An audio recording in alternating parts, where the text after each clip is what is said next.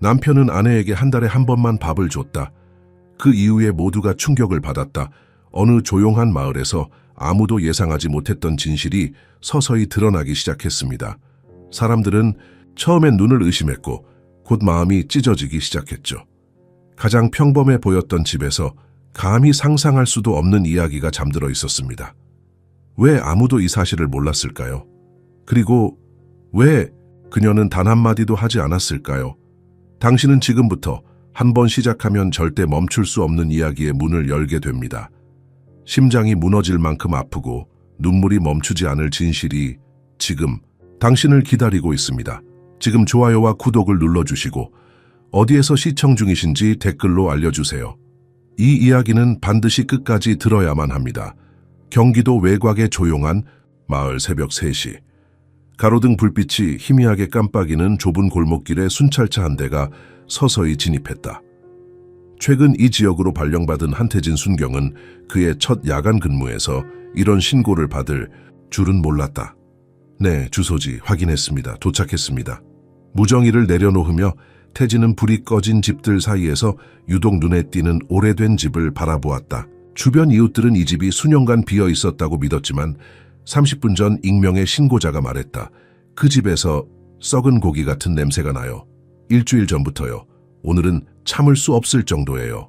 태진은 순찰차에서 내려 집 앞으로 걸어갔다. 달빛 아래 그 집은 마치 숨을 죽이고 있는 것처럼 보였다. 대문은 낡았지만 새 자물쇠로 단단히 잠겨 있었고 창문은 모두 검은 천으로 가려져 있었다. 이 모든 것이 이상했다. 경찰입니다. 문 좀 열어주시겠습니까? 태진이 문을 두드리자 집 안에서 미세한 움직임이 느껴졌다. 그는 다시 한번 더 크게 두드렸다. 경찰입니다. 신고가 들어와서 확인하러 왔습니다. 느리게 아주 느리게 대문이 열렸다. 문틈으로 보이는 얼굴은 50대 초반의 남자였다. 깊게 파인 피곤함이 서린 눈과 창백한 피부 그리고 단정하게 정돈된 머리카락이 달빛 아래 드러났다. 밤늦게 무슨 일이십니까? 그 목소리는 놀랍도록 차분했다. 마치 한밤중에 경찰이 문을 두드리는 일이 일상적인 것처럼. 정민호 씨 맞으십니까? 이웃분들께서 이상한 냄새가 난다고 신고하셨습니다. 남자는 미소를 지었지만 그 미소가 그의 눈까지 닿지는 않았다. 제 이름은 맞습니다만 냄새라니요. 제가 요리를 많이 하지는 않습니다. 혼자 살거든요. 아내를 잃은 후로 민호의 눈에서 순간 어둠이 스쳐 지나갔다. 태진은 본능적으로 몸에 소름이 돋는 것을 느꼈다. 실례지만 집안을 좀 둘러봐도 될까요?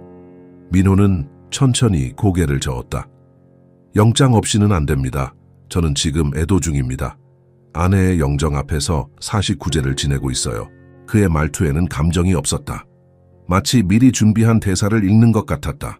태진은 법적으로 강제 진입할 근거가 없다는 것을 알고 있었다. 하지만 그의 직감은 뭔가 잘못되었다고 외치고 있었다. 죄송합니다. 불편을 드려서요. 혹시 집 주변을 한 번만 살펴봐도 될까요? 이웃들이 많이 걱정하고 계셔서요. 민호는 잠시 생각하더니 고개를 끄덕였다. 원하신다면요. 하지만 서두르셨으면 합니다. 오늘은 특별한 날이거든요. 태진은 손전등을 켜고 집 주변을 천천히 걸었다. 집은 담장으로 둘러싸여 있었고 뒤뜰은 잡초가 무성했다. 아무것도 특별한 것은 보이지 않았다. 그때였다. 지하실로 이어지는 작은 창문. 너무 작아서 어른은 들어갈 수 없는 크기였다. 그리고 그 창문 아래 놓인 작은 밥그릇. 이미 곰팡이가 피어있는 쌀밥과 물 한 컵. 태진의 심장이 빠르게 뛰기 시작했다. 그는 창문 쪽으로 다가가 손전등을 들이대보았다. 창문은 안쪽에서 잠겨 있었지만 이상하게도 새 자물쇠가 달려 있었다. 정민호 씨, 지하실이 있습니까? 집 앞으로 돌아간 태진은 민호를 마주했다. 민호의 얼굴에는 미세한 변화가 있었다. 겁을 먹은 것 같기도, 분노한 것 같기도 한 표정. 당신이 본 것은 쥐를 잡기 위한 미끼입니다. 집에 쥐가 많아서 태진은 그의 말을 듣는 척하며 주변을 살폈다. 그리고 역한 냄새가 확실히 지하실 창문 쪽에서 나오고 있다는 것을 깨달았다. 정민호 씨, 이제 영장을 신청할 겁니다. 그리고 지하실을 확인할 겁니다. 민호의 눈이 순간 커졌다가 다시 평온을 찾았다. 그럴 필요 없습니다. 들어오세요. 예상치 못한 수능에 태진은 잠시 당황했지만 곧 민호를 따라 집 안으로 들어갔다. 내부는 놀라울 정도로 깨끗했다. 너무 깨끗해서 오히려 이상했다. 마치 누군가 필사적으로 흔적을 지우려 한 것처럼. 지하실이 어디 있습니까? 민호는 거실 한쪽에 작은 문을 가리켰다. 저기입니다. 하지만 경고합니다. 당신이 보게 될 것은 이해하기 어려울 겁니다. 태진은 긴장된 손으로 총의 위치를 확인하고는 문을 열었다. 좁은 계단이 어둠 속으로 이어졌다.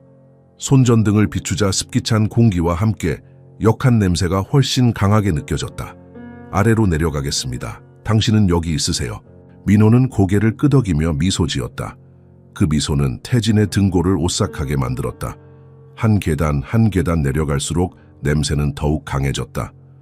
계단 끝에 다다랐을 때 태진은 손전등으로 주변을 비췄다. 지하실은 놀랍도록 넓었지만 거의 비어 있었다. 한쪽 구석에 낡은 매트리스가 있고 그 옆에 양동이 하나, 그리고 작은 테이블 위에 물병 하나, 그리고 그 구석에서 누군가가 숨을 쉬고 있었다. 태진이 손전등을 그쪽으로 비추자 그는 자신의 눈을 의심했다. 여자였다. 뼈만 남아있는 듯한 몸에 누더기를 걸치고 피부는 옛 상처로 가득했다. 그녀의 머리카락은 군데군데 빠져 있었고 눈은 깊게 패어 있었다. 하지만 그 눈은 살아있었다. 여자는 태진을 보자 움직이지 않았다. 놀라지도 도움을 청하지도 않았다. 그저 기다리고 있었다. 마치 이 순간을 예견했던 것처럼. 이게 무슨... 태진이 충격에 휩싸여 말을 더듬는 순간 여자가 입을 열었다. 그 목소리는 거의 들리지 않을 정도로 작았지만 지하실의 정적 속에서 또렷하게 들렸다. 그가 약속했어요. 아직은 죽게 두지 않겠다고. 태진의 온몸이 얼어붙었다. 그는 무정의를 향해 손을 뻗었다. 본부에 긴급 상황 보고합니다. 구급차 필요합니다. 지금 당장. 계단 위에서 발소리가 들려왔다. 민호가 천천히, 아주 천천히 내려오고 있었다. 태진이 총을 꺼내들 때 민호의 얼굴은 평온했다. 마치 안도하는 것처럼. 그녀가 원한 거예요. 민호가 말했다. 당신들은 절대 이해하지 못할 겁니다. 태진의 손에 들린 총이 떨리기 시작했다. 바닥에 엎드려 지금 당장. 하지만 민호는 계속해서 천천히 내려왔다. 그의 눈에는 눈물이 고여 있었다. 오늘은 그녀의 식사 날이었어요. 한 달에 한 번 내가 그녀에게 음식을 주는 날. 태진은 공포와 혼란 그리고 분노가 뒤섞인 채로 무정이를 다시 잡았다. 빨리 와주세요. 여성 피해자 발견. 생명이 위험합니다. 여자는 여전히 구석에 앉아 있었다.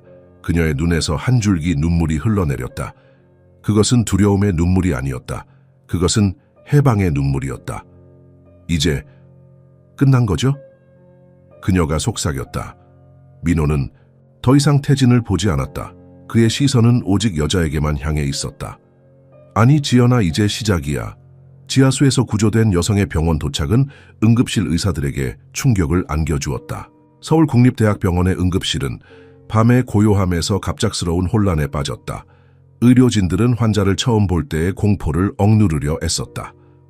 체중 32kg, 심박수 불규칙, 혈압 80, 50, 심각한 탈수, 증상과 영양실조가 확인됩니다. 박민재 의사는 20년 경력에도 불구하고 이런 환자는 처음이었다. 여성의 몸은 뼈만 남아 있었고 피부는 창백하여 투명할 정도였다. 정맥은 푸르게 드러났고 손톱과 발톱은 길게 자라나 갈라져 있었다. 기록상 이름이 있나요?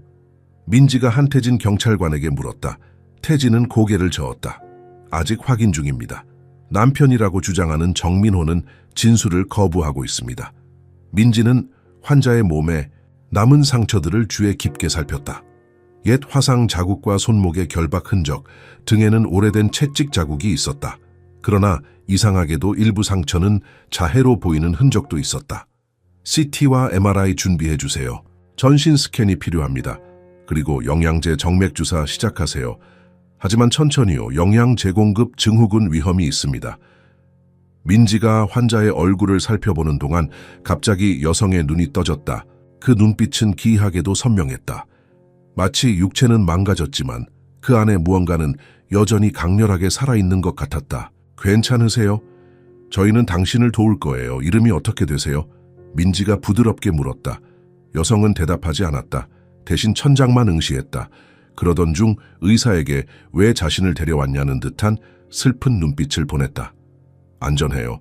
이제 아무도 당신을 해치지 못해요. 이 말에 여성의 눈에서 눈물이 흘러내렸다. 그녀의 입술이 미세하게 움직였다. 민지는 고개를 숙여들었다. 저는 안전하지 않아요. 그가 없으면. 그 순간 문이 열리고 정신과 의사 이준호가 들어왔다. 그는 환자 상태를 간략히 전달받고 접근했다. 제 이름은 이준호입니다. 정신과 의사예요. 도와드리고 싶습니다. 지금 말씀하실 수 있으세요? 여성은 다시 침묵했다. 준호가 손을 뻗어 그녀의 손을 잡으려 했을 때 여성이 갑자기 경련을 일으키며 비명을 질렀다. 만지지 마세요. 더럽혀져요. 의료진은 당황했다. 준호는 빠르게 물러났다. 여성은 떨림을 멈추고 다시 침묵에 빠졌다. 소라. 갑자기 여성의 입에서 단어가 흘러나왔다. 소라. 소라가 알아요.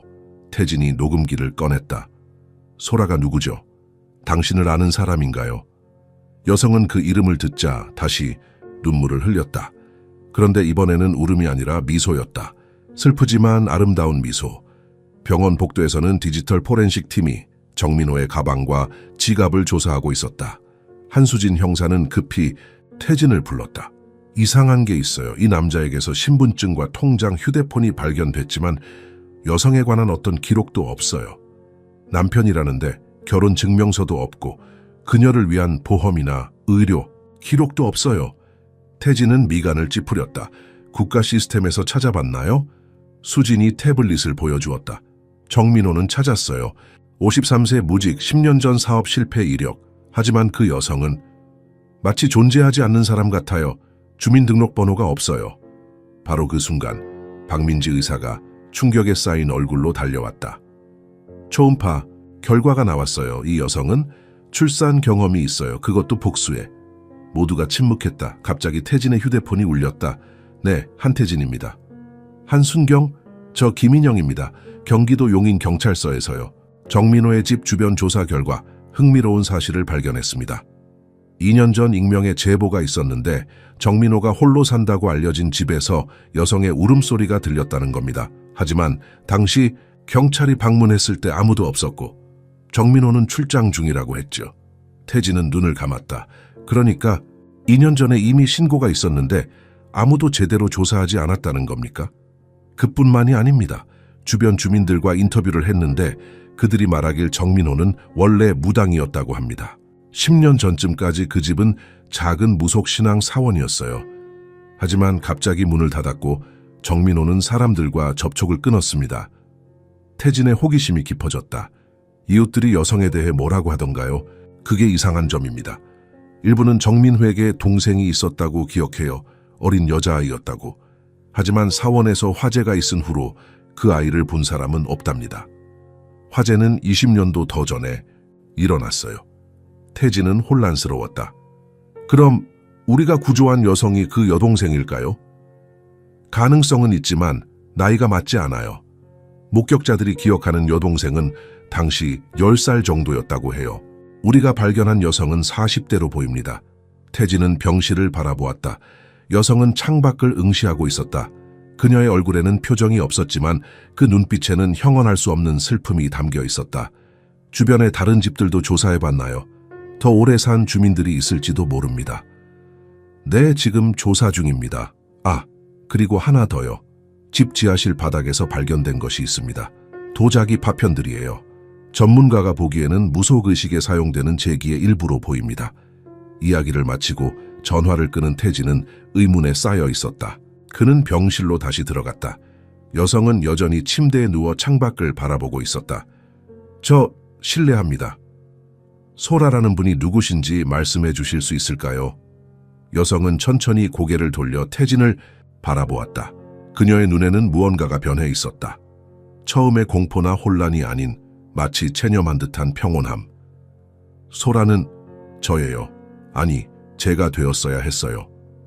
태진이 혼란스러움을 감추지 못하자 여성은 희미하게 미소 지었다. 제 이름은 서지연입니다. 하지만 제 이름을 부를 사람은 이제 아무도 없어요.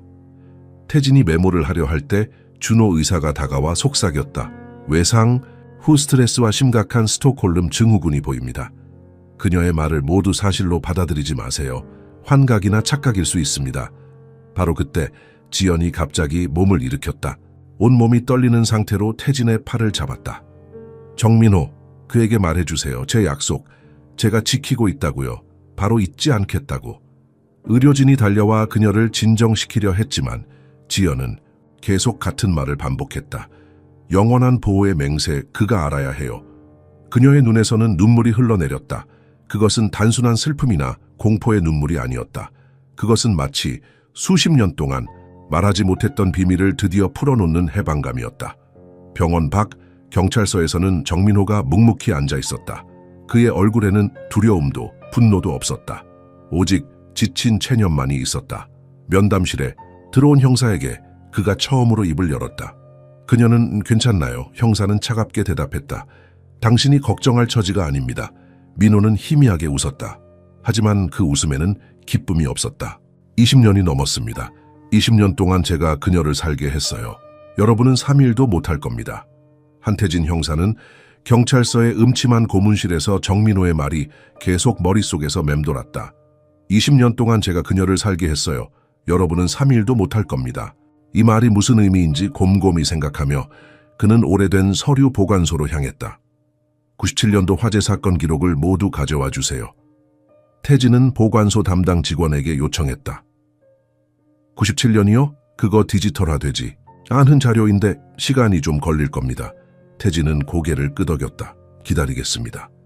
2시간 후 태진 앞에는 먼지 쌓인 상자가 놓여 있었다. 그는 장갑을 끼고 조심스럽게 상자를 열었다. 그 안에는 발견된 여성 서지연이 언급했던 무속사원 화재에 관한 보고서가 있었다. 보고서에 따르면 1997년 9월 8일 경기도 외곽 한 마을의 작은 무속사원에서 화재가 발생했다. 사망자는 없었지만 한 소녀가 심각한 화상을 입었다는 기록이 있었다. 그리고 놀랍게도 화재 원인은 단순 사고가 아니라 방화로 추정된다는 메모가 있었다. 왜 이 사건이 제대로 조사되지 않았지? 태진은 관련 기록을 더 살펴보았다. 당시 담당 형사의 메모에는 이상한 점이 발견되었다. 사건 관계자들이 조사를 거부함, 지역 유지들의 개입으로 더 이상의 조사는 중단됨. 태진의 눈이 커졌다. 그는 즉시 전화를 걸었다. 김 반장님, 97년 무속사원 화재건에 대해 알고 있는 분이 있을까요? 당시 담당 형사 혹시? 전화 너머로 김 반장의 목소리가 들려왔다. 오태석 형사, 그는 3년 전에 은퇴했어. 시골에서 살고 있다고 들었는데. 주소 좀 알 수 있을까요? 1시간 후 태진은 경기도 양평의 한 한적한 마을에 도착했다. 작은 전원주택 앞에서 차를 세우고 그는 마음을 가다듬었다. 정원에서 고추를 따고 있는 노인을 발견했다. 오태석 형사님이십니까? 노인은 천천히 고개를 들었다. 70대 초반의 얼굴에 깊은 주름이 패어 있었다. 경찰 배지군, 20년은 더 젊었을 때 봤던 것 같은데. 그가 쓴웃음을 지었다. 한태진입니다. 97년 무속사원 화재 사건에 대해 여쭈어보려고 왔습니다. 오태석의 표정이 굳었다. 들어오게. 집 안으로 들어가 차를 마시며 오태석은 오랜 침묵 끝에 입을 열었다. 그 사건을 왜 파헤치나? 서지연이라는 여성을 발견했습니다. 정민호의 집 지하실에서요. 한 달에 한 번만 식사를 제공받고 있었어요. 오태석의 손이 떨렸다. 찻잔이 탁자 위에 놓였다. 살아있어. 그가 중얼거렸다. 태진은 눈을 가늘게 떴다. 그녀를 아십니까? 오태석은 깊은 한숨을 내쉬었다. 그 사건은 내 커리어에서 가장 큰 실패야. 내가 제대로 조사했다면. 태진은 인내심을 갖고 기다렸다. 그 화재는 방화였어.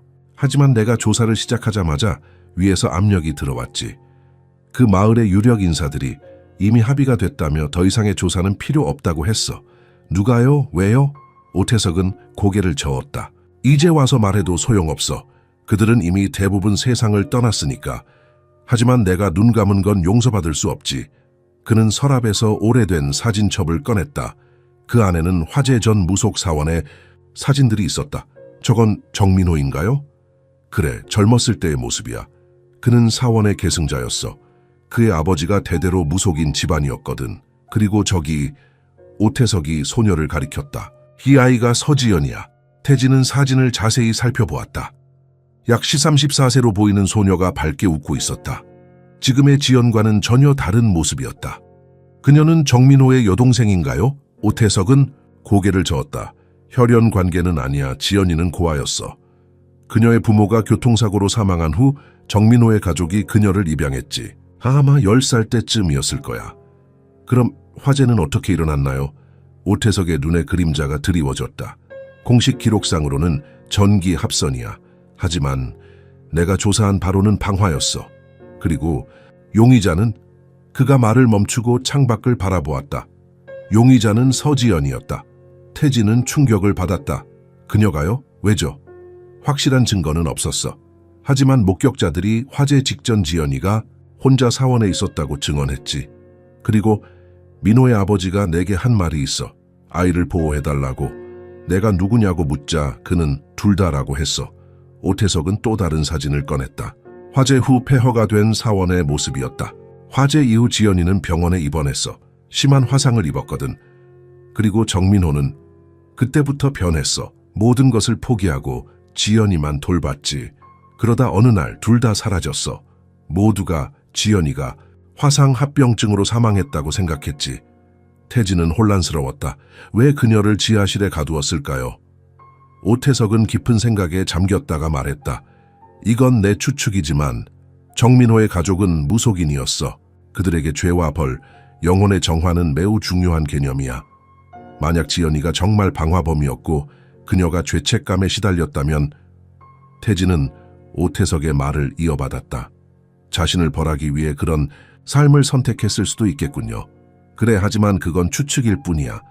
진실은 너와 정민호 그리고 지연이만이 알 수 있을 거야. 태진이 일어나려 할 때 오태석이 그의 팔을 잡았다. 하나 더 있어. 내가 마지막으로 그들을 본 것은 화재 2년 후였어. 시골 마을의 한 요양원에서 목격했지. 지연이는 여전히 회복 중이었고 정민호는 그녀 곁을 한시도 떠나지 않았어. 그때 그가 한 말이 있어. 그녀는 내 영원한 보호의 맹세예요. 태진은 그 말에 움찔했다. 서지연이 병원에서 했던 말과 정확히 일치했다. 더 파헤치고 싶다면 그 마을에 아직 살고 있는 한 여성을 만나보게. 박영숙. 그녀는 화재 당시 그 마을의 초등학교 교사였어. 지연이를 잘 알고 있을 거야. 태진은 감사 인사를 전하고 떠났다. 그의 다음 목적지는 박영숙의 집이었다. 경기도의 또 다른 한적한 마을. 태진은 작은 슈퍼마켓 앞에 차를 세웠다. 가게 안에는 70대 중반의 여성이 카운터에 앉아 있었다. 박영숙 선생님이신가요? 여성은 안경 너머로 태진을 바라보았다. 네, 그런데요? 태진이 경찰 신분증을 보여주자 영숙은 한숨을 내쉬었다. 또 그 이야기군요. 네? 서지연과 정민호 이야기요. 20년이 넘었는데 아직도 그 비극을 파헤치나요? 태진은 영숙에게 최근 상황을 설명했다. 영숙의 얼굴이 창백해졌다. 살아있었다니 이럴 수가. 선생님, 지연이에 대해 아시는 것을 모두 말씀해 주세요. 영숙은 가게 문을 닫고 태진을 안쪽 방으로 안내했다. 그녀는 오래된 앨범을 꺼냈다. 이 아이가 지연이에요. 내 반 학생이었죠. 똑똑하고 밝은 아이였어요. 사진 속 소녀는 환하게 웃고 있었다. 그런데 중학교 들어가면서 변했어요. 갑자기 조용해지고 학교에도 자주 결석했죠. 알고 보니 양부모 집에서 문제가 있었어요. 태진이 고개를 끄덕였다. 학대였나요? 영숙은 눈물을 참으며 고개를 끄덕였다. 정민호의 가족이 지연이를 입양한 후 지연이는 처음엔 행복해 보였어요. 하지만 그 집에는 문제가 있었어요. 정민호의 아버지는 사람들 앞에선 존경받는 무속인이었지만 집에서는 달랐어요. 지연이를 학대했나요? 신체적 학대뿐만 아니라 그 이상의 일도 있었다고 생각해요. 지연이는 말하지 않았지만 그 증상들이 너무 명확했어요.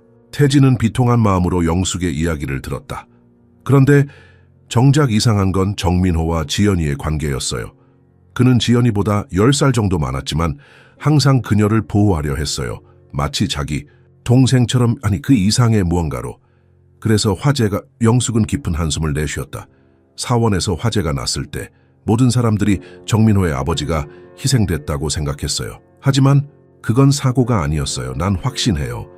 지연이는 자신을 괴롭히던 악몽에서 벗어나기 위해, 그리고 정민호는 그 모든 것을 덮기 위해 태진은 충격 속에서 마지막 질문을 던졌다. 정민호가 영원한 보호의 맹세라고 했다는데 이게 무슨 의미인가요? 영숙의 눈에 깊은 슬픔이 깃들었다. 정민호는 결코 지연이의 남편이 아니었어요. 그는 그녀를 내 영원한 보호의 맹세라고 불렀죠.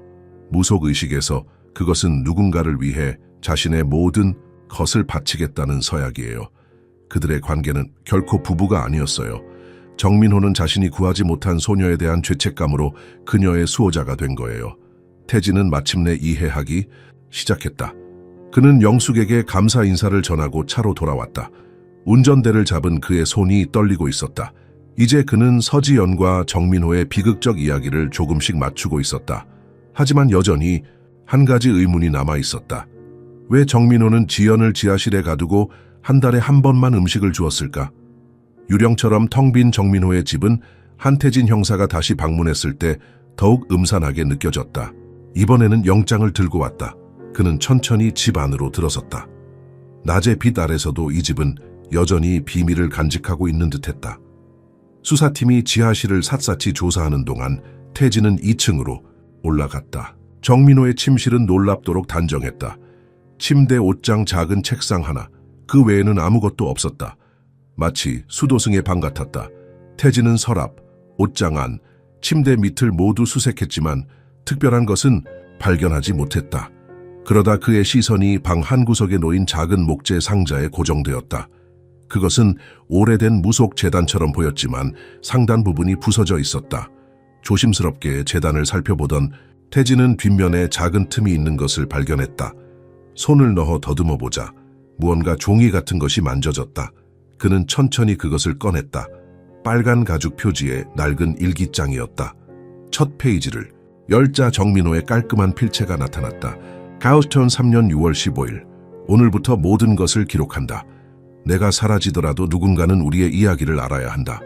태진은 숨을 깊게 들이마시고 읽기 시작했다. 지연이가 또 시도했다. 이번에는 내 면도기를 찾아냈다. 내가 잠든 사이에 다행히 일찍 깨어나 막을 수 있었다. 그녀의 손목에서 피가 조금 흘렀지만 심각하지는 않았다. 왜 그녀는 계속해서 자신을 해치려 하는가? 내가 더 잘 지켜야 한다.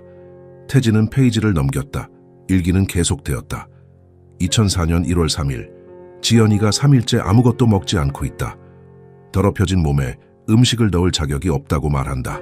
내가 강제로 먹이려 했지만 그녀는 토해냈다. 어떻게 해야 할지 모르겠다. 그녀를 살리기 위해서는. 태진의 가슴이 조여들었다. 그는 더 읽어내려갔다. 2005년 5월 20일. 오늘 지연이와 합의했다. 그녀는 자신을 죽게 내버려 두는 대신 최소한의 음식만 받아들이기로 했다.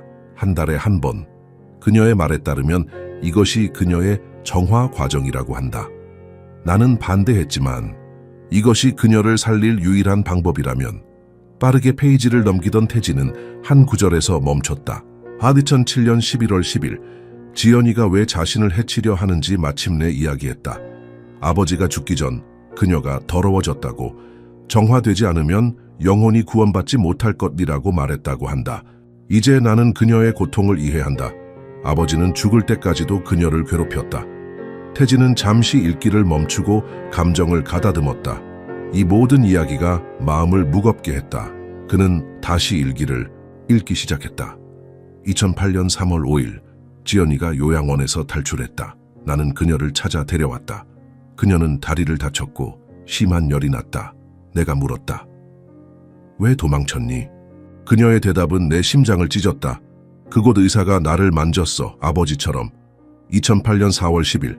더 이상 지연이를 사회에 노출시킬 수 없다는 결론에 도달했다. 그녀의 상태는 점점 악화되고 있다. 환각을 보고 밤에는 비명을 지른다. 때로는 나를 아버지로 착각하고 공포에 질리기도 한다. 나는 그녀를 보호하기 위한 결정을 내렸다. 우리 집 지하실을 안전한 공간으로 만들 것이다. 그렇게 정민호의 일기는 계속되었다. 태진은 충격 속에서 페이지를 넘겼다. 2010년 6월 18일. 지연이가 정신적으로 안정을 찾기 시작했다. 그녀는 지하실이 자신을 위한 성소라고 말한다. 그곳에서만 안전하다고 느낀다고 한다. 하지만 그녀의 육체적 건강은 계속 악화되고 있다. 그녀는 여전히 한 달에 한 번만 음식을 받아들인다. 내가 더 자주 먹이려 할 때마다 그녀는 극도의 공포와 자해 충동을 보인다. 2012년 9월 30일, 오늘 지연이의 31번째 생일이다. 나는 그녀에게 작은 케이크를 가져다 주었다. 처음으로 그녀가 미소를 지었다. 하지만 그 직후 그녀는 울기 시작했다. 나는 행복할 자격이 없어라고 반복했다. 그녀는 케이크를 먹지 않았다. 2015년 1월 15일, 그녀는 점점 약해지고 있다. 하지만 그녀의 의지는 여전히 강하다. 그녀는 계속해서 자신의 죄를 속죄하고 있다고 말한다. 내가 물었다. 언제까지? 그녀는 대답했다. 죽을 때까지. 태진은 마지막 페이지를 넘겼다. 정민호의 마지막 일기는 불과 일주일 전의 것이었다. 2025년 5월 10일, 오늘은 지연이의 식사 날이다. 그녀는 점점 더 약해지고 있다. 이제는 내가 먹여야 한다. 그녀의 눈은 여전히 날카롭지만 몸은 그림자처럼 되었다. 의사를 몰래 데려와 진찰하게 했다. 그의 진단은 비관적이다. 지연이는 오래 살지 못할 것이다. 그러나 그녀는 여전히 살기를 거부한다. 내가 죽음을 선택할 때까지 나를 살게 해줘라고 그녀는 말한다. 나는 약속했다. 태진은 일기장을 닫고 깊은 한숨을 내쉬었다. 그는 이제 이 비극적인 이야기의 조각들을 맞출 수 있었다. 서지연은 무속인 가정에 입양된 후 학대를 당했다. 그리고 그 고통에서 벗어나기 위해 화재를 일으켰고 그 과정에서 학대자인 정민호의 아버지는 사망했다. 정민호는 그녀를 보호하기 위해 그 비밀을 감추었고 이후 지연의 자해 시도와 외상 후 스트레스 장애를 관리하기 위해 극단적인 방법을 택한 것이었다. 태진은 일기장을 증거 봉투에 넣고 봉인했다. 그는 이제 병원으로 돌아가 서지연과 다시 대화해야 했다. 병원에 도착한 태진은 의사들과 상담 후 지연의 병실로 향했다. 그녀는 여전히 침대에 앉아 창밖을 바라보고 있었다. 햇빛이 그녀의 창백한 얼굴을 비추었다. 서지연 씨, 태진이 부드럽게 불렀다. 지연은 천천히 고개를 돌렸다. 그녀의 눈에는 깊은 피로가 서려 있었다. 정민호의 일기를 발견했습니다. 지연의 눈이 약간 커졌다. 그것은 태진이 그녀에게서 본 가장 강한 감정 표현이었다. 그는 썼군요. 그녀가 중얼거렸다. 지연 씨 모든 것을 알게 되었습니다. 입양 가정에서의 학대, 화재 그리고 이후의 일들까지. 지연은 미세하게 고개를 끄덕였다. 그럼 이제 당신도 알겠군요. 내가 왜 그곳에 있어야 했는지. 태진은 조심스럽게 의자에 앉았다. 지연 씨, 당신은 피해자입니다. 어떤 일이 있었든 그런 삶을 살아야 할 이유는 없어요. 지연의 입가에 희미한 미소가 스쳤다. 그것은 슬픔이 가득한 미소였다. 당신은 이해하지 못해요. 내가 한 일을요. 화재 말인가요? 지연은 눈을 감았다. 눈물이 그녀의 볼을 타고 흘러내렸다. 민호 아버지는, 그녀의 목소리가 떨렸다. 매일 밤 그는 나를 정화시킨다고 했어요. 더럽혀진 영혼을 씻어준다고. 태진은 가슴이 조여오는 것을 느꼈다. 그날 밤 나는 더 이상 견딜 수 없었어요. 민호는 출장 중이었고 나는 그의 무속 도구들을 가져왔어요. 불을 피우고 정화의식을 시작했죠. 하지만 내가 원한 건 모든 것을 끝내는 것이었어요. 태진은 그녀의 손을 잡으려 했지만 지연이 몸을 움츠렸다. 화재가 났어요. 그는 갇혔고 그리고 죽었어요. 민호는 몇 시간 후에 돌아와서 나를 발견했죠. 이미 화상을 입은 채로. 그는 아무 말도 묻지 않았어요. 그저 나를 병원으로 데려갔고 모든 것을 처리했어요. 그 후에도 당신은 계속해서 자해를 시도했군요. 지연은 천천히 고개를 끄덕였다. 난 살 가치가 없었어요. 민호의 아버지는 나쁜 사람이었지만 그를 죽일 권리는 나에게 없었어요. 내 영혼은 영원히 더럽혀졌어요. 민호는 나를 살리기 위해 필사적이었죠. 하지만 내가 원한 건 죽음이었어요. 태진은 숨을 깊게 들이마셨다. 그래서 한 달에 한 번 식사를 하기로 합의한 건가요? 그것은 내 선택이었어요. 민호는 거부했지만 내가 고집했죠. 최소한의 영양만 취하면서 내 죄를 속죄하기로. 민호는 내가 살아있게만 하겠다고 약속했어요. 그리고 그 약속을 지켰죠. 20년 동안 지연의 눈에서 눈물이 멈추지 않았다. 그는 나쁜 사람이 아니에요. 그는 단지 나를 너무 사랑했어요. 내가 해를 입히지 못하도록 지켜야 했죠. 그가 한 일은 나를 보호하기 위한 것이었어요. 태진은 이 모든 이야기에 압도되었다. 그는 지연을 위로할 말을 찾을 수 없었다. 민호는 어떻게 됐나요? 지연이 물었다. 그는 지금 구금 중입니다. 재판을 기다리고 있어요. 지연의 눈에 공포가 스쳤다. 그를 벌하지 마세요. 제발. 그는 단지 약속을 지켰을 뿐이에요. 태진은 답을 할 수 없었다. 법은 명확했지만 이 이야기는 너무 복잡했다. 그는 일어서며 말했다. 더 이상의 질문은 나중에 하겠습니다. 지금은 충분히 쉬세요. 병실을 나서는 태진의 머릿속은 혼란스러웠다. 그는 이제 무엇을 해야 할지 알 수 없었다. 복도에서 그는 박민지 의사를 만났다. 그녀의 상태는 어떻습니까? 태진이 물었다. 민지는 깊은 한숨을 내쉬었다. 솔직히 말하면 좋지 않아요. 그녀의 장기들은 오랜 영양실조로 심각하게 손상되었어요. 우리는 최선을 다하고 있지만 태진은 고개를 끄덕였다. 고맙습니다. 의사, 선생님. 그는 병원을 나와 차에 탑승했다. 운전석에 앉아 그는 정민호의 일기장을 다시 생각했다. 그 안에는 이해하기 어려운 사랑과 보호, 그리고 비극이 담겨 있었다. 태진은 이 사건의 진실을 어떻게 세상에 전해야 할지 고민했다. 한 가지 분명한 점은 이 이야기는 단순한 감금 사건이 아니라는 것이었다. 그것은 두 영혼의 깊은 상처와 그들만의 이상한 치유 방식에 관한 이야기였다. 정민호의 체포 소식은 순식간에 전국을 강타했다. 지하실 감금 사건, 한 달에 한 번 밥 주는 남편이라는 자극적인 헤드라인이 모든 뉴스 매체를 장식했다. 사람들은 경악했고 분노했다. 온라인 커뮤니티에서는 정민호에 대한 최대 형량을 요구하는 청원이 쏟아졌다. 서울중앙지방법원 앞에는 취재진들이 몰려들었다. 첫 공판이 열리는 날, 정민호는 경찰에 둘러싸여 법정으로 향했다. 그의 얼굴은 감정을 읽을 수 없이 무표정했다. 카메라 플래시가 번쩍이는 가운데 누군가 소리쳤다. 괴물! 정민호는 그 소리에도 반응하지 않았다.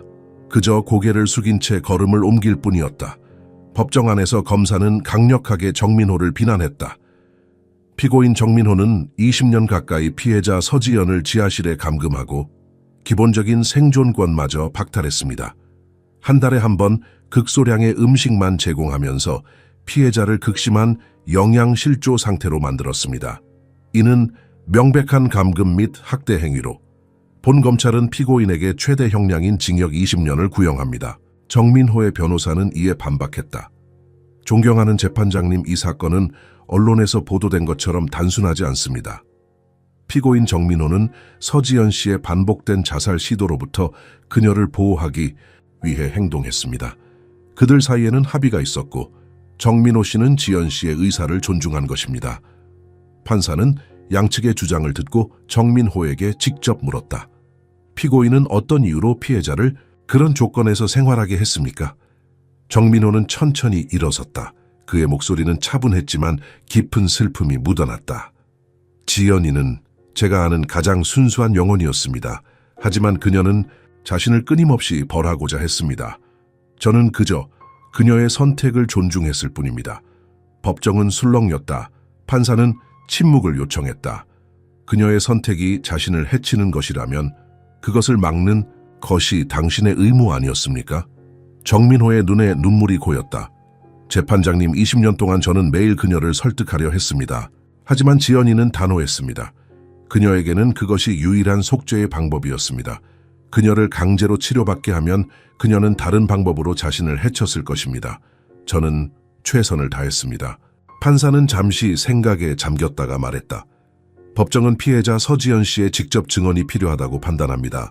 다음 공판에서는 피해자의 증언을 청취하겠습니다. 단, 피해자의 건강 상태를 고려하여 병원에서 화상 증언이 가능하도록 준비해 주십시오.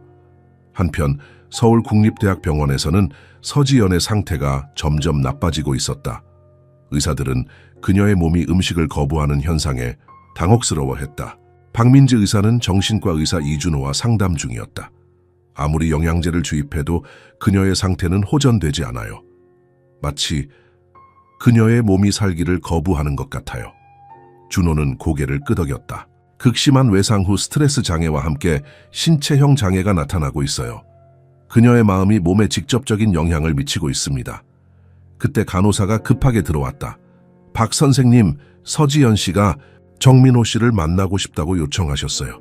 재판 전에요. 민지와 준호는 놀란 눈빛을 교환했다. 법적으로 가능할까요? 민지가 물었다. 한태진 형사와 상의해봐야 할 것 같네요. 태진은 처음에 난색을 표했지만 지연의 건강 상태를 고려해 결국 동의했다. 그는 조건을 제시했다. 15분 이내로 제안하겠습니다.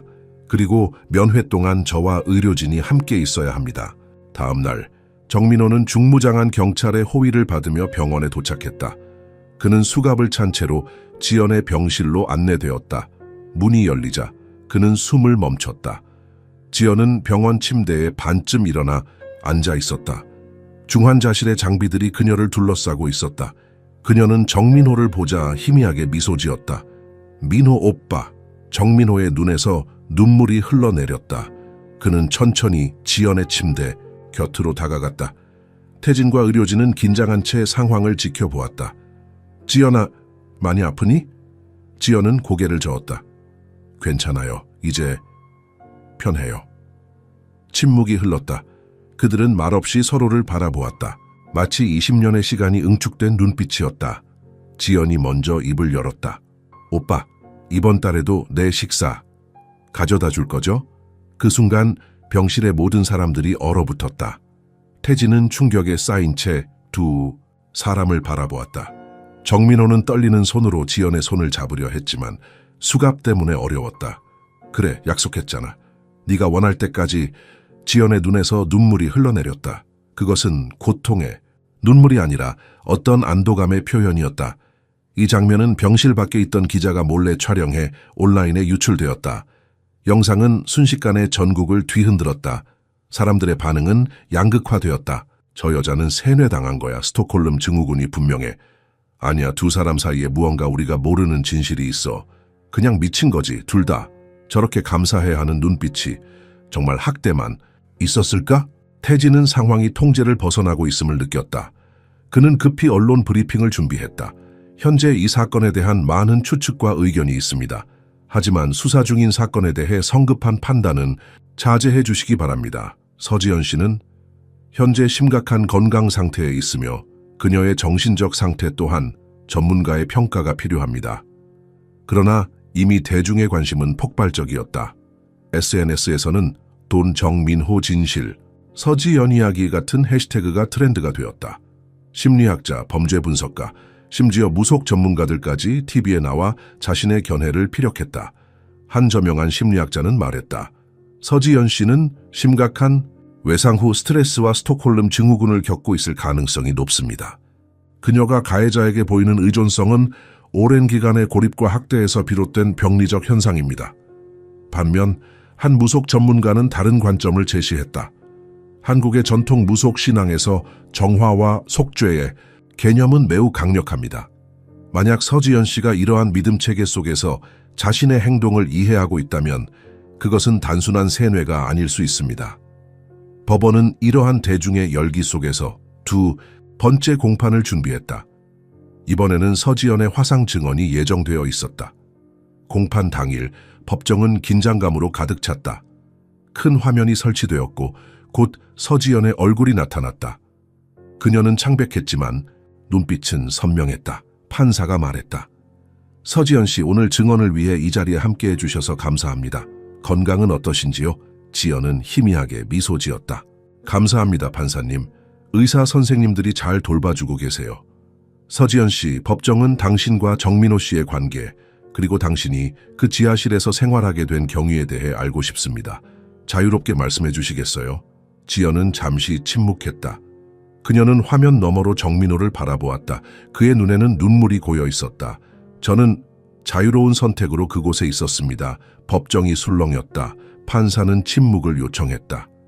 제가 13살 때 민호 오빠의 가족이 저를 입양했습니다. 그들은 제게 집을 주었지만 민호 오빠의 아버지는 저를 학대했습니다. 지연의 목소리가 떨렸다. 그녀는 잠시 멈추고 숨을 고르고 계속했다. 어느 날 밤 저는 그를 멈추기 위해 화재를 일으켰습니다. 그는 죽었고 저는 화상을 입었습니다. 민호 오빠는 저를 보호하기 위해 모든 것을 포기했습니다. 하지만 저는 제 죄책감을 견딜 수 없었습니다. 지연의 눈에서 눈물이 흘러내렸다. 제가 지하실에 있기로 한 것은 제 선택이었습니다. 한 달에 한 번만 식사하기로 한 것도 제 결정이었어요. 그것은 제가 죄를 속죄하는 방식이었습니다. 민호 오빠는 그저 제 선택을 존중했을 뿐입니다. 법정은 완전한 침묵에 빠졌다. 판사조차 말을 잃은 듯했다. 지연은 계속했다. 제발 그를 벌하지 마세요. 그는 나쁜 사람이 아닙니다. 그는 단지 저를 너무 사랑했고 제가 스스로를 해치지 않도록 지켜주었을 뿐입니다. 판사가 마침내 입을 열었다. 서지연 씨, 법정은 당신의 감정을 이해합니다. 하지만 법적으로 볼 때 정민호 씨의 행동은 지연이 판사의 말을 끊었다. 판사님, 제가 민호 오빠에게 한 가지 물어봐도 될까요? 판사는 잠시 망설이다가 고개를 끄덕였다. 짧게 부탁드립니다. 지연은 화면 너머로 정민호를 바라보았다. 그녀의 눈에는 이상한 빛이 어렸다. 오빠, 정말 이제 끝난 거예요? 내가 충분히 속죄한 거예요? 정민호의 얼굴에 고통이 스쳤다. 그는 천천히 자리에서 일어났다. 지연아, 넌 항상 순수했어. 네가 속죄할 것은 아무것도 없었어.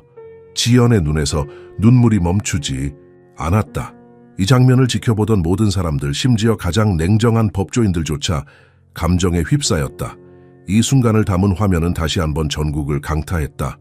사람들은 이제 이 사건을 단순한 감금, 사건이 아닌 복잡한 인간 드라마로 보기 시작했다. 많은 이들이 정민회에 대한 동정심을 표했고 일부는 두 사람의 비극적 사랑 이야기라고 칭하기도 했다. 태진은 모든 것을 지켜보며 깊은 생각에 잠겼다. 그는 자신이 처음 그 집에 발을 들였을 때 이런 복잡한 진실과 마주하게 될 줄은 몰랐다. 법정은 다음 판결을 위해 휴정되었다. 태진이 법정을 나서려는 순간 그의 전화기가 울렸다. 박민지 의사였다.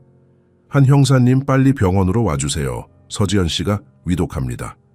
한태진 형사는 거의 숨이 멎는 것 같은 느낌으로 병원 복도를 달렸다. 서지연의 병실 앞에는 이미 의료진이 분주하게 움직이고 있었다. 박민지 의사가 걱정스러운 표정으로 그를 맞이했다. 무슨 일이죠? 태진이 숨을 고르며 물었다. 지연 씨의 상태가 갑자기 악화됐어요. 화상 증원 직후 심한 구토와 함께 의식을 잃었습니다.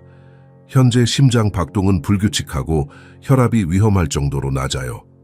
태진은 창문을 통해 병실 안을 바라보았다. 지연은 여러 의료 장비에 연결된 채 누워 있었다. 그녀의 얼굴은 이전보다 더 창백해 보였다. 사인은 무엇인가요? 민지는 입술을 깨물었다. 정확한 원인은 아직 모르겠어요. 하지만 이건 단순한 신체적 반응이 아닌 것 같아요. 마치 그녀의 몸이 포기하는 것처럼 보여요. 그녀는 화상 증원 후 뭔가 해방감을 느꼈다고 했어요. 그리고 그 직후 이런 일이. 태진은 깊은 한숨을 내쉬었다. 정민회에게 알렸나요? 아직 공식적으로는 아니에요. 하지만 곧 알아야 할 것 같습니다. 그때 태진의 전화가 울렸다. 경찰서의 동료였다. 태진 씨, 중요한 인물이 나타났어요. 윤미라라는 여성인데 서지연이 어렸을 때 있었던 고아원의 전 직원이라고 해요. 그녀가 중요한 증언을 하겠다고 합니다. 태진은 놀라움을 감추지 못했다. 지금 어디 있죠? 경찰서예요. 당신을 기다리고 있습니다. 태진은 잠시 망설였다. 지연의 상태가 걱정되었지만 이 새로운 증인의 증언이 사건 해결에 중요할 수 있었다. 박 선생님, 지연 씨의 상태에 변화가 있으면 즉시 연락해 주세요. 저는 중요한 증인을 만나러 가야 합니다. 민지는 고개를 끄덕였다. 조심히 다녀오세요. 경찰서에 도착한 태진은 조사실로 안내되었다. 그곳에는 60대 초반으로 보이는 여성이 앉아 있었다. 그녀는 단정한 차림새였지만 눈가에 주름이 깊어 오랜 근심을 안고 살아온 것 같았다. 윤미라 씨시죠? 한태진 형사입니다. 미라는 가볍게 고개를 숙였다. 뉴스를 보고 왔어요. 이 이야기가 끝나기 전에 진실을 말해야 할 것 같았습니다. 태진은 녹음기를 켜고 미라의 증언을 들을 준비를 했다. 서지연과 정민회에 대해 어떤 것을 알고 계신가요? 미라는 깊은 숨을 들이마셨다. 저는 1990년대 초반부터 서울 근교의 새싹의 집이라는 고아원에서 일했어요. 1994년 7살의 서지연이 그곳에 왔습니다. 부모님이 교통사고로 돌아가셨고 돌봐줄 친척이 없었죠. 그녀는 잠시 멈추고 물을 한 모금 마셨다. 지연이는 처음엔 매우 밝고 총명한 아이였어요. 하지만 1996년 우리 고아원은 재정난으로 많은 아이들을 위탁 가정으로 보내야 했습니다. 지연이도 그중 하나였죠. 정민호의 가족에게 위탁된 건가요? 미라는 고개를 저었다. 아니요, 처음에는 강씨 가정이었어요. 그들은 겉으로는 존경받는 부부였죠. 하지만 미라의 눈에 눈물이 고였다. 6개월 후 지연이가 갑자기 이상한 행동을 보이기 시작했어요. 밤에 악몽에 시달리고 자해 행동을 보였죠. 고아원 직원이 가정 방문을 했을 때 지연이의 몸에 멍 자국을 발견했어요. 조사 결과 강 씨가 지연이를 성적으로 학대한 것으로 밝혀졌습니다. 태진은 충격을 받았지만 프로답게 감정을 억누르고 계속 들었다. 그런데 이상한 일이 벌어졌어요. 고아원에서 경찰에 신고하기 전에 지연이가 갑자기 사라졌습니다. 나중에 알고 보니 정민호가 그녀를 데려간 거였어요. 정민호는 어떻게 지연이를 알게 된 건가요? 정민호는 당시 지역 무속인의 아들로 때때로 고아원에 와서 봉사활동을 했어요. 그는 지연이와 특별한 유대감을 형성했죠. 마치 오빠와 여동생 같았어요. 지연이의 학대 사실을 알게 된 후 그는 법적 절차 없이 그녀를 데려갔습니다. 태진은 점점 흥미로워졌다. 그럼 정민호의 가족이 지연이를 입양한 것은 비공식적이었군요? 네, 완전히 불법이었죠. 하지만 당시 지연이를 보호하기 위한 결정이었어요. 강 씨는 지역에서 영향력 있는 인물이었고 경찰 수사가 제대로 이루어지지 않을 가능성이 컸거든요. 태진은 이제 이야기의 조각들이 맞춰지는 것을 느꼈다. 그 후에 무슨 일이 있었나요? 일단 미라는 슬픈 미소를 지었다. 지연이는 정민호의 가족과 함께 살았어요. 처음에는 회복하는 듯 했죠. 하지만 정민호의 아버지도 문제가 있었어요. 또 다른 학대가 있었군요. 네, 그는 겉으로는 존경받는 무속인이었지만 집에서는 완전히 달랐어요. 특히 술을 마시면 폭력적이 되었죠. 지연이는 또다시 피해자가 되었어요. 하지만 정민호는 항상 그녀를 보호하려 했습니다. 그는 자신의 아버지와 자주 충돌했고 때로는 자신이 아버지의 분노를 대신 받기도 했어요. 태진은 깊은 생각에 잠겼다. 그리고 결국 그 사원에서 화재가 일어났군요. 미라는 고개를 끄덕였다. 저는 직접 목격하지는 않았지만 나중에 정민호를 통해 들었어요. 지연이가 방화를 했고 그 과정에서 정민호의 아버지가 사망했다고요. 정민호는 모든 것을 감췄어요. 그는 지연이를 보호하기 위해 그 후에도 연락을 유지하셨나요? 가끔씩이요. 정민호는 지연이의 자해 시도와 싸우고 있었어요. 그녀는 심각한 외상 후 스트레스와 함께 깊은 죄책감에 시달렸죠. 3번의 자살 시도가 있었고 마지막으로 제가 그들을 본 것은 2005년경이었어요. 그때 지연 씨의 상태는 어땠나요? 미라의 눈이 흐려졌다. 끔찍했어요. 그녀는 거의 말을 하지 않았고 자신의 몸에 상처를 내고 있었어요. 정화와 속죄에 대해 계속 중얼거렸죠. 정민호는 필사적이었어요. 그는 모든 치료법을 시도했지만 아무것도 효과가 없었습니다. 태진은 잠시 침묵했다. 그리고 마지막 질문을 던졌다. 미라 씨, 솔직히 말해주세요. 정민호가 지연 씨를 지하실에 가둔 것이 정말 그녀를 보호하기 위한 것이었다고 생각하십니까? 미라는 오랜 시간 생각하는 듯했다. 그녀의 눈에는 복잡한 감정이 교차했다. 형사님, 세상은 흑백으로만 나뉘지 않아요. 정민호의 방법이 옳았는지는 모르겠어요. 하지만 그의 의도는 순수했습니다. 그는 지연이를 지하실에 가두지 않았어요.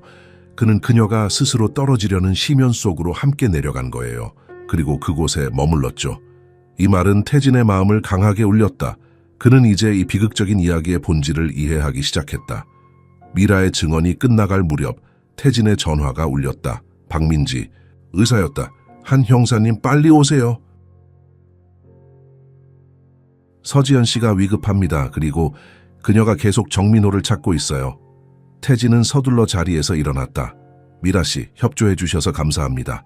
당신의 증언은 매우 중요합니다. 법원에서도 증언해 주실 수 있을까요? 미라는 고개를 끄덕였다. 물론이죠. 진실이 밝혀져야 합니다. 태진은 병원으로 향하는 차 안에서 법무부에 전화를 걸었다. 그는 특별 요청을 했다. 서지연의 건강 상태가 위급합니다. 그녀가 정민호를 만나길 원하고 있어요. 인도주의적 차원에서 임시 면회를 허락해 주실 수 있을까요? 짧은 논의 끝에 법무부는 조건부로 동의했다. 정민호는 경찰의 감시해 병원을 방문할 수 있었다. 병원에 도착했을 때 서지연의 상태는 더욱 악화되어 있었다. 의사들은 그녀의 상태가 의학적으로 설명하기 어렵다고 했다. 마치 그녀의 몸이 스스로 기능을 멈추는 것 같았다. 그녀는 계속 정민호를 찾고 있어요. 민지가 태진에게 말했다. 마치 그를 보기 전에는 떠나지 않겠다는 듯이요. 1시간 후 정민호가 2명의 경찰관과 함께 병원에 도착했다. 그의 얼굴은 근심으로 가득했다. 태진이 그를 맞이했다. 정민호 씨, 지연 씨의 상태가 매우 위중합니다. 의사들은 의학적으로 할 수 있는 일이 거의 없다고 합니다. 정민호의 눈에 눈물이 고였다. 제가 만날 수 있을까요? 태진은 고개를 끄덕였다. 15분입니다. 그리고 저와 의료진이 함께 있을 거예요. 지연의 병실에 들어서자 정민호는 숨을 멈췄다. 지연은 눈을 감고 있었지만 그가 들어오는 소리에 천천히 눈을 떴다.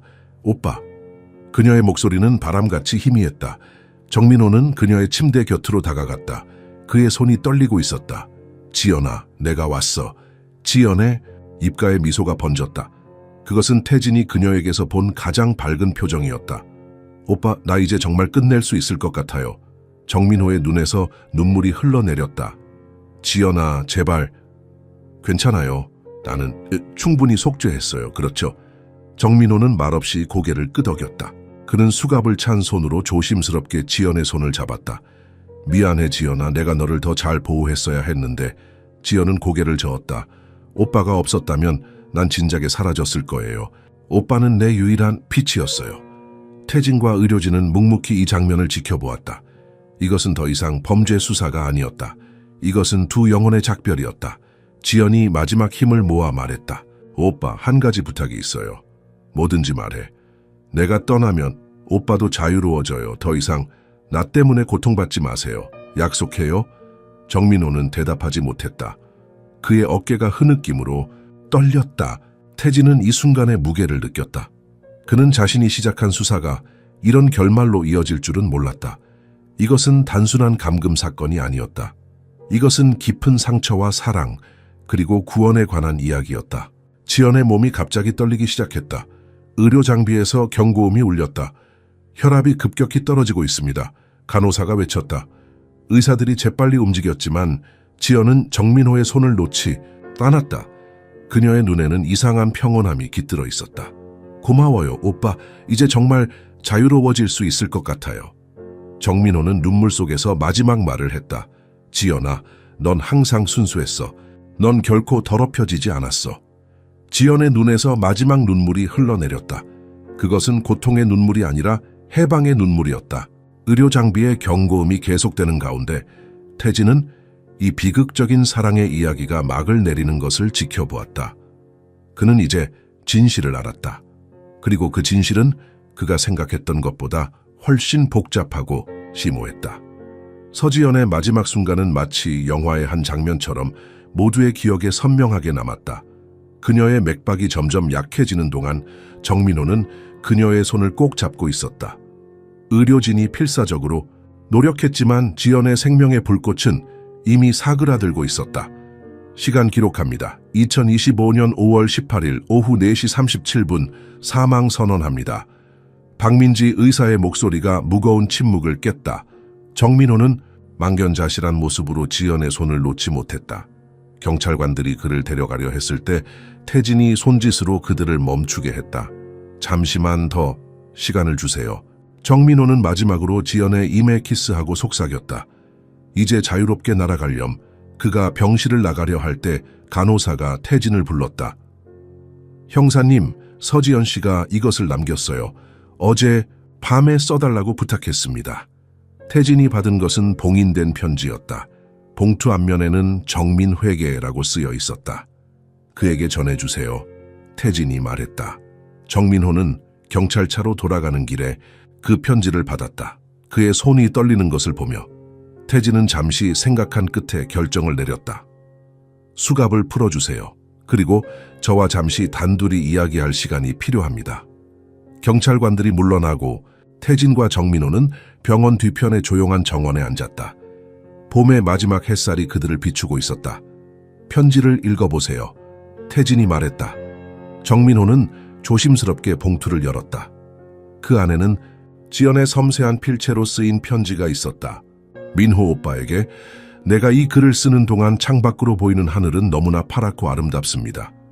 내가 20년 동안 그토록 두려워했던 세상은 사실 이렇게 아름다웠던 거군요. 오빠가 내 고통의 약속을 지켜줘서 고마워요.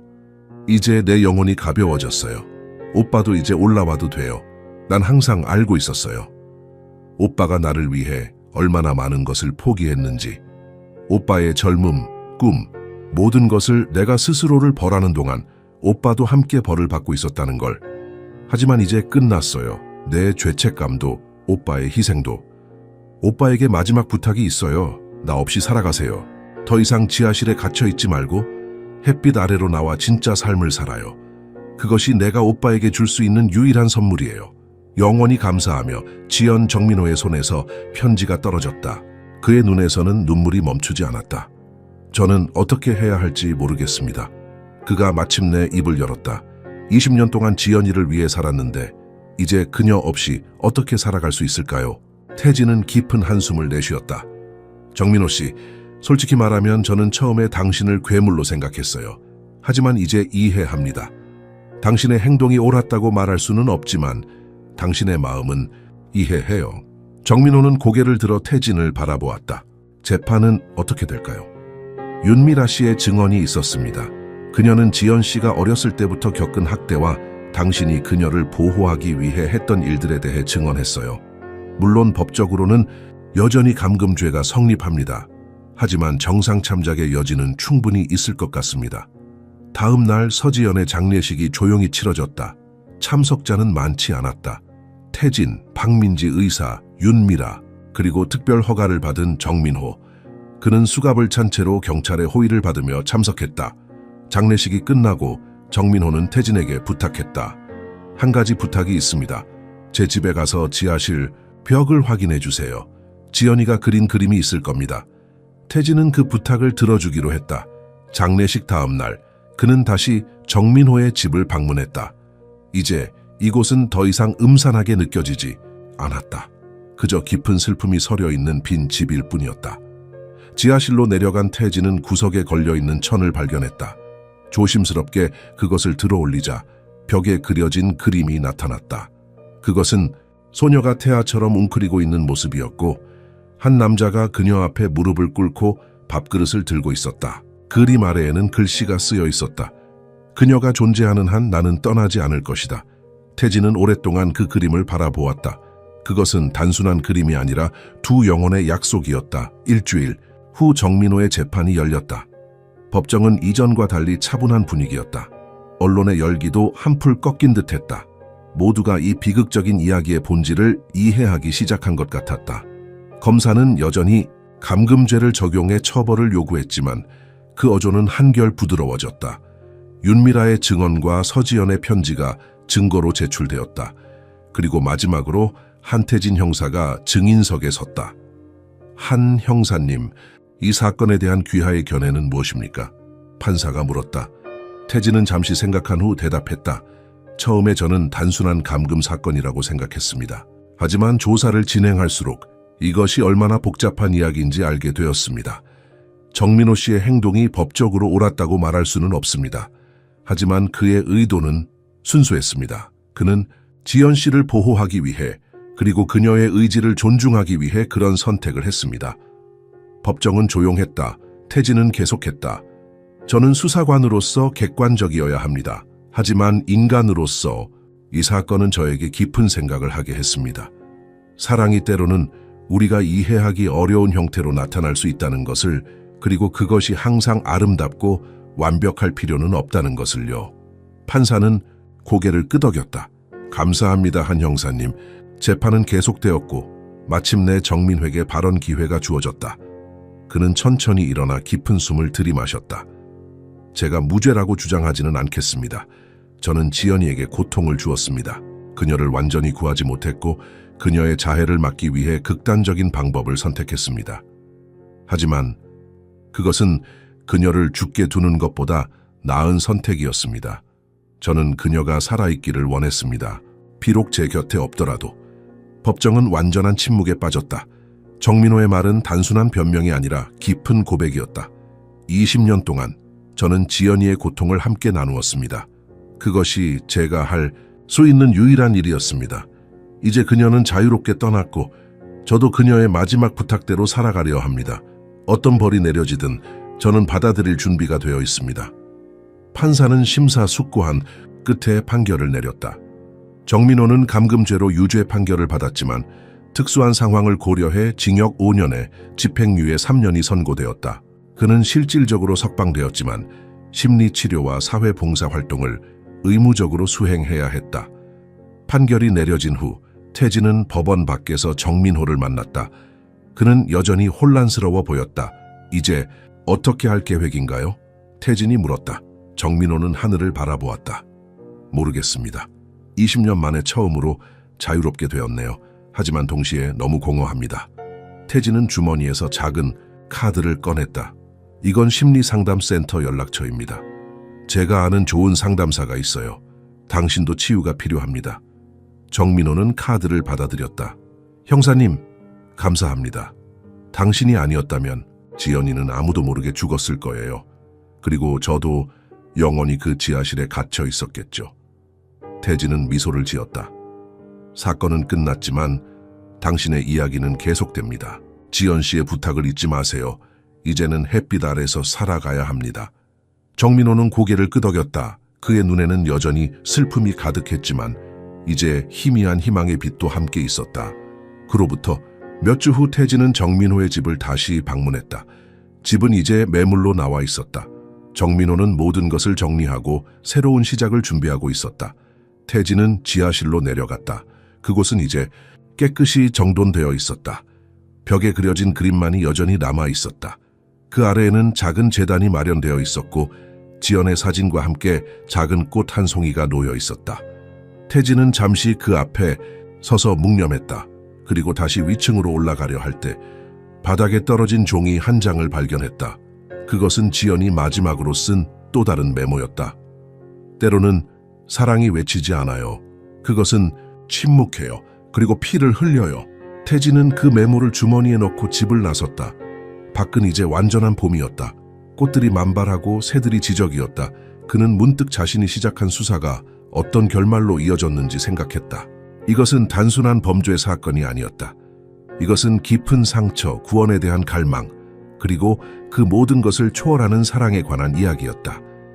태진은 이 사건을 통해 인간 심리의 복잡성과 사랑의 다양한 형태에 대해 깊이 이해하게 되었다. 그는 차에 올라 출발하기 전 마지막으로 집을 바라보았다. 이제 이 집은 그저 평범한 건물일 뿐이었다.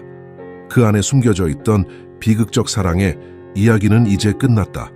하지만 그 이야기는 태진의 마음속에, 그리고 이 사건을 알게 된 모든 사람들의 마음속에 오랫동안 남을 것이다. 그는 시동을 걸고 천천히 거리를 빠져나갔다. 라디오에서는 조용한 음악이 흘러나왔다. 태진은 문득 깨달았다. 서지연의 죽음은 단지 비극의 끝이 아니었다. 그것은 두 영혼을 모두 자유롭게 한 구원이었다. 서지연의 죽음 이후 3개월이 지났다. 여름의 더위가 한국 전역을 덮친 8월의 어느 오후, 한태진 형사는 자신의 책상 앞에 앉아 서류를 정리하고 있었다. 그의 앞에는 이제 종결이라는 붉은 스탬프가 찍힌 서지연 사건 파일이 놓여 있었다. 태진 씨, 요즘은 일이 좀 잠잠하네요. 태진의 상사인 초의 반장이 커피 한 잔을 들고 다가왔다. 네, 그래도 평화로운 게 좋습니다. 태진이 미소로 답했다. 서지연 사건 이후로 많이 생각했을 텐데 괜찮아? 태진은 잠시 생각에 잠겼다. 사실 아직도 가끔 꿈에서 그녀를 봐요. 그녀의 눈빛이 쉽게 잊히지 않네요. 최 반장은 이해한다는 듯 고개를 끄덕였다. 가끔은 그런 사건이 있지. 우리 마음속에 영원히 남는 사건들 말이야. 대화를 마치고 퇴근 준비를 하던 태진의 책상 위 전화기가 울렸다. 네, 한태진입니다. 형사님 정민호라고 합니다. 기억하시나요? 태진은 놀라움을 감추지 못했다. 3개월 동안 정민호에 대한 소식은 들리지 않았다. 네, 물론 기억합니다. 어떻게 지내세요? 지난주에 집이 팔렸습니다. 새 소유주가 이사하기 전에 혹시 마지막으로 한번 방문해 보실 수 있을까요? 제가 드리고 싶은 것이 있습니다. 태진은 잠시 망설였지만 결국 동의했다. 내일 오전에 가보겠습니다. 다음 날 아침 태진은 정민호의 옛집 앞에 도착했다. 집은 이제 새로운 삶을 기다리는 듯했다. 정민호는 현관에서 그를 기다리고 있었다. 3개월 전에 정민호와는 다른 모습이었다. 그는 이제 더 건강해 보였고 표정도 한결 편안해 보였다. 그의 옷은 단정했고 머리도 깔끔하게 정돈되어 있었다. 와주셔서 감사합니다, 형사님. 정민호가 인사했다. 태진은 고개를 끄덕였다. 어떻게 지내셨나요? 조금씩 나아지고 있습니다. 상담을 받고 있고 지역 사회봉사도 시작했어요. 특히 학대받은 아이들을 위한 쉼터에서 일하고 있습니다. 태진은 이 변화에 안도감을 느꼈다. 다행이네요. 무엇을 보여주고 싶으셨나요? 정민호는 태진을 집 안으로 안내했다. 집은 이제 거의 비어 있었고 가구들은 대부분 정리되어 있었다. 지하실로 내려가 봅시다. 두 사람은 함께 지하실로 내려갔다. 태진은 마지막 방문 이후 이곳이 완전히 달라졌음을 발견했다. 이전에 음침하고 어두운 공간이 아니라 깨끗하게 정돈된 방이 되어 있었다. 벽은 새로 칠해져 있었고 바닥도 새 타일로 교체되어 있었다. 여기에 있던 그림은 어떻게 됐나요? 태진이 물었다. 정민호는 미소를 지었다. 아직 남아있어요. 이쪽으로 오세요. 그는 태진을 방 한쪽 구석으로 안내했다. 그곳에는 천으로 가려진 부분이 있었다. 정민호는 천천히 그 천을 들어 올렸다. 벽에는 여전히 그 그림이 남아있었다. 소녀가 웅크리고 앉아있고 남자가 그녀 앞에 무릎을 꿇고 밥그릇을 들고 있는 모습. 하지만 이제 그림 주변으로 새로운 그림들이 더해져 있었다. 꽃, 나비, 푸른 하늘, 마치 소녀가 이제 밝은 세상 속에 있는 것처럼. 제가 그렸습니다. 지연이가 떠난 후에 정민호의 목소리가 떨렸다. 태진은 말없이 그림을 응시했다. 그것은 단순한 그림이 아니라 정민호의 치유 과정이었다. 이걸 보여드리고 싶었어요. 그리고 이것도요. 정민호는 작은 나무 상자를 태진에게 건넸다. 태진이 상자를 열자 그 안에는 오래된 사진들이 있었다. 지연이 어렸을 때의 모습, 정민호와 함께 찍은 사진, 그리고 사원에서의 사진들. 이 사진들은 제게 너무 소중합니다. 하지만 이제 저도 앞으로 나아가야 할 때예요. 이것들을 간직해 주셨으면 합니다. 이 이야기를 기억해 줄 사람이 필요해요. 태진은 감동을 느끼며 상자를 받아들였다. 소중히 간직하겠습니다. 그리고 하나 더 있어요. 정민호는 주머니에서 봉투 하나를 꺼냈다. 지연이가 남긴 마지막 편지입니다. 그녀가 숨지기 전날 밤에 쓴 거예요. 태진은 봉투를 받아들고 조심스럽게 열었다. 그 안에는 지연의 섬세한 필체로 쓰인 편지가 있었다. 누군가 이 이야기를 발견한다면 안녕하세요. 제 이름은 서지연입니다. 이 글을 읽는 당신은 아마도 제 이야기의 일부를 알게 되었을 것입니다. 하지만 온전한 진실은 오직 제 마음속에만 있었습니다. 사람들은 제가 민호 오빠에게 감금되었다고 생각할지도 모릅니다. 하지만 진실은 그 반대였어요. 저는 제 죄책감과 고통 속에 스스로를 가두었고 오빠는 그저 제 옆에 함께 있어 주었을 뿐입니다. 어느 누구도 판단하지 말아주세요. 우리의 선택이 옳았는지는 말할 수 없지만 그것은 우리가 살아남기 위한 유일한 방법이었습니다. 이제 저는 자유롭게 떠납니다. 그리고 오빠도 자유로워지기를 바랍니다. 그가 밝은 빛 아래서 새로운 삶을 시작할 수 있기를. 마지막으로 이 이야기를 알게 된 당신에게 때로는 사랑이 가장 예상치 못한 형태로 나타납니다. 그것이 항상 아름답거나 완벽할 필요는 없습니다. 중요한 것은 그 사랑이 진실한가, 그리고 그것이 우리를 구원할 수 있는가입니다. 서지연 드림. 태진은 편지를 다 읽고 깊은 감동에 사로잡혔다. 그는 말없이 편지를 다시 봉투에 넣었다. 고맙습니다, 정민호 씨. 정민호는 미소를 지었다. 이제 저는 서울을 떠날 계획입니다. 새 출발을 위해 좀 더 조용한 곳으로 가려고요. 어디로 가실 건가요? 제주도요. 그곳에서 작은 카페를 열 계획입니다. 지연이는 항상 바다를 보고 싶어 했거든요. 태진은 고개를 끄덕였다. 좋은 선택인 것 같습니다. 연락처는 알려주실 거죠? 물론이죠. 두 사람은 지하실을 나와 집 밖으로 나왔다. 밖은 화창한 여름날이었다. 태진은 문득 물었다. 정민호 씨 후회는 없나요? 정민호는 하늘을 바라보며 잠시 생각에 잠겼다. 지연이를 더 잘 구하지 못한 것은 항상 후회할 거예요. 하지만 그녀와 함께한 시간은 결코 후회하지 않습니다. 우리는 서로를 구원했어요. 각자의 방식으로. 태진은 이해한다는 듯 고개를 끄덕였다. 새 출발을 응원합니다. 두 사람은 작별 인사를 나누었다. 정민호는 마지막으로 집을 바라보았다. 그의 눈에는 슬픔과 희망이 공존하고 있었다. 형사님, 이 집에 새로 이사올 가족에게 한 가지만 부탁해 주세요. 지하실의 그림을 바로 지우지 말아달라고요. 적어도 몇 달만이라도요. 태진은 약속했다. 제가 직접 이야기하겠습니다. 정민호가 떠난 후 태진은 혼자 집 앞에 서 있었다. 그는 손에 든 나무 상자를 바라보았다. 그 안에는 한 시대의 이야기, 한 사랑의 이야기가 담겨 있었다. 그는 채 오르기 전 마지막으로 집을 바라보았다. 이제 이 집은 새로운 이야기를 시작할 것이다. 하지만 지하실 벽에 그려진 그림은 적어도 잠시 동안은 두 영혼의 이야기를 기억할 것이다. 한 달 후 태진은 정민회에게서 편지 한 통을 받았다. 그 안에는 제주도의 작은 카페의 사진이 들어있었다. 카페 이름은 소라의 바다였다. 그리고 짧은 메모가 첨부되어 있었다. 형사님, 새 출발을 시작했습니다. 이곳에 바다는 지연이가 좋아했을 만큼 아름답습니다. 가끔은 그녀가 이 파도 소리를 듣고 있는 것 같기도 합니다. 언제든 제주도에 오시면 들러주세요. 항상 감사합니다. 정민호. 태진은 미소를 지으며 편지를 자신의 서랍에 넣었다. 그리고 책상 위에 놓인 사진 한 장을 바라보았다. 그것은 지연이 어렸을 때 찍은 사진이었다. 그녀는 웃고 있었고 그 웃음은 순수하고 아름다웠다. 그는 오늘도 평범한 하루를 시작했다. 새로운 사건들, 새로운 이야기들이 그를 기다리고 있었다. 하지만 그는 알고 있었다.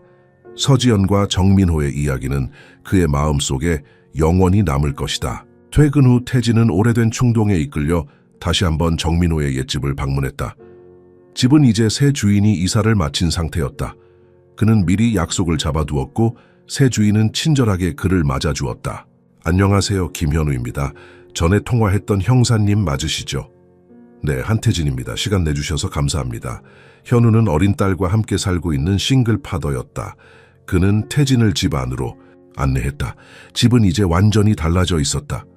밝은 색의 벽지, 새 가구들, 그리고 어린아이의 웃음소리가 가득했다. 지하실은 어떻게 사용하고 계신가요? 태진이 조심스럽게 물었다. 아직 크게 손대지는 않았어요. 일단 창고로 쓰고 있습니다. 왜 물으시죠? 혹시 벽에 그려진 그림은 아직 있나요? 현우는 고개를 끄덕였다. 네, 아직 그대로예요. 사실 제 딸이 그 그림을 무척 좋아해서 당분간 두기로 했어요. 특히 최근에 누가 추가한 꽃과 나비 그림이요. 태진은 미소를 지었다. 한번 볼 수 있을까요? 두 사람이 지하실로 내려가자 7살쯤 되어 보이는 현우의 딸 지민이가 따라왔다. 아저씨, 이 그림 누가 그렸어요? 지민이가 호기심 어린 눈으로 물었다. 태진은 잠시 생각하다가 대답했다. 아주 특별한 두 사람이 그렸단다. 서로를 정말 많이 사랑했던 두 사람. 지민이는 순진한 미소를 지었다. 저도 이 그림처럼 예쁘게 그리고 싶어요. 현우는 딸의 머리를 쓰다듬었다. 지민이가 이 방을 자기 놀이방으로 쓰고 싶어 해요. 괜찮을까요? 태진은 깊은 감동을 느꼈다. 더할 나위 없이 좋을 것 같네요. 지하실을 나오며 태진은 마지막으로 그 그림을 바라보았다. 이제 이 공간은 새로운 웃음과 행복으로 채워질 것이다. 어쩌면 이것이 서지연과 정민호가 바랐던 결말일지도 모른다. 그는 집을 나서며 고요히 생각했다. 인생은 계속된다. 슬픔은 기쁨으로, 어둠은 빛으로, 고통은 치유로 변해간다. 그리고 사랑의 흔적은 비록 그 형태가 완벽하지 않더라도 언제나 누군가의 마음속에 남는다. 태진은 하늘을 바라보며 작은 목소리로 중얼거렸다. 때로는 사랑이 외치지 않아요. 그것은 침묵해요. 그리고 피를 흘려요.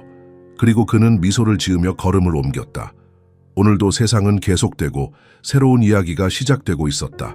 만약 당신이 민호였다면 어떻게 했을까요? 사랑하는 사람이 자신을 파괴하려 한다면 그녀를 자유롭게 놓아주는 것이 진정한 사랑일까요? 아니면 끝까지 곁을 지키는 것이 진짜 사랑일까요? 이야기의 끝은 우리가 생각했던 정의와 진실이 얼마나 복잡할 수 있는지를 보여줍니다.